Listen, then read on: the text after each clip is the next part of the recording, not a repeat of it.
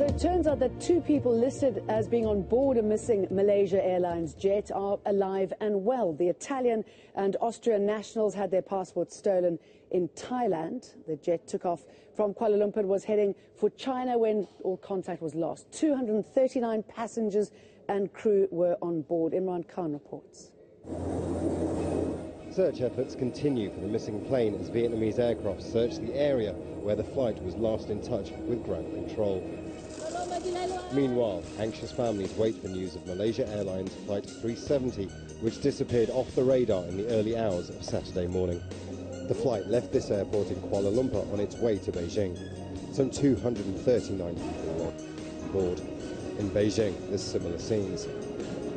There's few details, but the fact that the crew didn't send a distress signal means that whatever happened may have happened quickly. Our focus now is to work with the emergency responders and the authorities and mobilize its full support. And our thoughts and prayers are with all affected passengers and crew and their family members.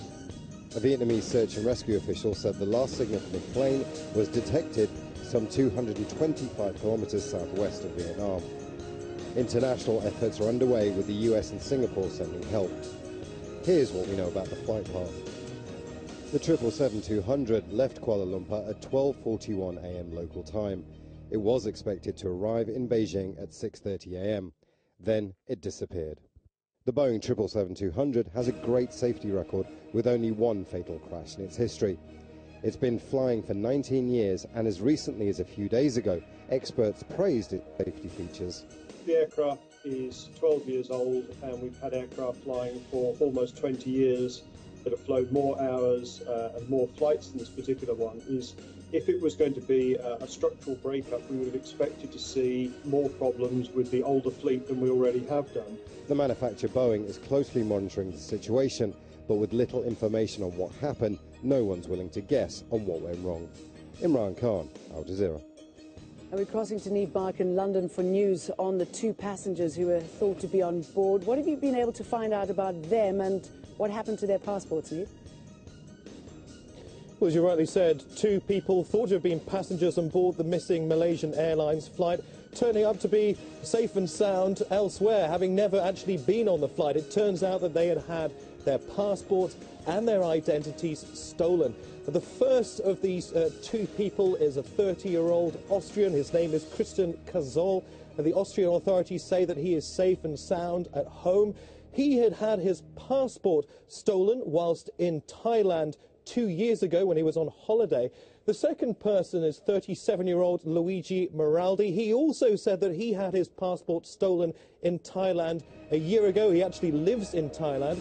His parents have been speaking to the Italian media. They say that they received a phone call from Luigi Maraldi saying that he was actually safe and sound and well, and that all of this was something of a mistake. So what do we know about these two characters? Well, both of them are EU citizens. Both of them are in their 30s. Both of them say that they had their passports stolen in Thailand. Seems like a huge coincidence. These are exactly some of the details that the authorities are going to be looking closely at as they try and work out exactly what happened to this aircraft. I mean, what a massive security breach. And of course, a huge security breach. Serious questions are undoubtedly going to be asked as to how, first of all, two passports could be stolen from EU citizens, how they could get past passport control, how they could board a plane.